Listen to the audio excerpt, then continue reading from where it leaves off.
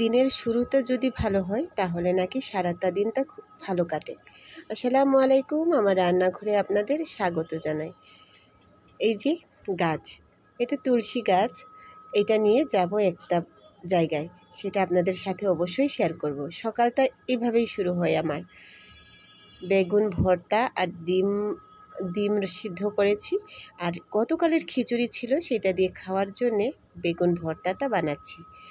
আর 1 cup চা হাজবেন্ডের জন্যে। আর রান্না করেছিলাম এই মাছগুলো, পাঙাশ মাছ। অনেক দিন ধরে এই মাছ খাওয়া হয় না, কিন্তু আজকে রান্না করলাম। সকালবেলা স্নিগ্ধ আকাশটা না দেখতে আমার যেন দিনটা শুরুই হয় না।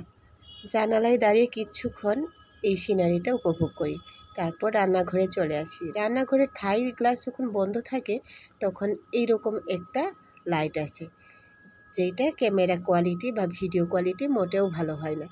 তারপরেও সেই জানালাটা একবার খুলে একবার লাগাই, এইভাবে করে করে আমার এই ভিডিওগুলো করা হয়। প্রচুর বাতাস, দক্ষিণ সাইডের জানালা খুললে রান্না করা যায় না, গ্যাসের চুলা নিভে যায়, এরকম একটা অবস্থা।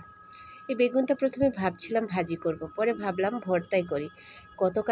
গতকাল রাত্রে একটা লেটকা খিচুড়ি রান্না করেছিলাম, সেই লেটকা খিচুড়িটা রয়ে গেছে, আর এটার সাথে বেগুন ভর্তা দিয়ে ভাত খাবো। হাজব্যান্ডের জন্য অবশ্য গরম ভাত দিয়েছিলাম, বেগুন ভর্তা ডিম সেদ্ধ দিয়ে। তারপর ওনার জন্য 1 কাপ চা। আজকে চা বানানোর সময়টা তেমন নাই, এই কারণে চা বানিয়েছিলাম কাঁচা লিকার দিয়ে গুলিয়ে। তো এরকম চা খাইতে মাঝে মাঝে খুব ভালো লাগে, রিফ্রেশিং লাগে জানেন। আর এই কারণে এইভাবে চা বানিয়ে দেই মাঝে মাঝে। এই যে ভর্তা রেডি, এবার আমি আর ছোট মেয়েটা খেয়ে নিব। এই যে গতকালের বেশ অনেকগুলাই বেঁচে গিয়েছিল।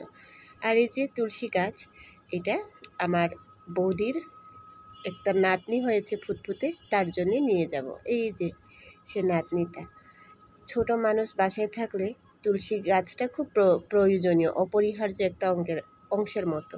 এই কারণে ওকে এই তুলসী গাছটা দিয়ে দিলাম টবসহ।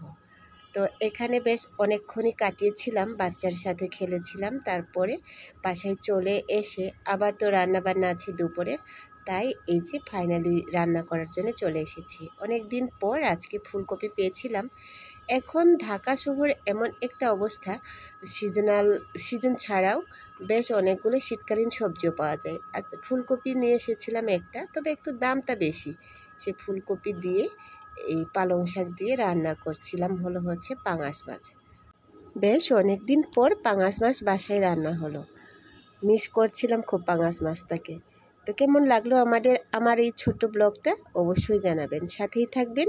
কথা হচ্ছে নতুন আরেকটা ব্লগে। সে পর্যন্ত সবাই ভালো থাকবেন, সুস্থ থাকবেন আর সাবধানে থাকবেন। আল্লাহ হাফেজ।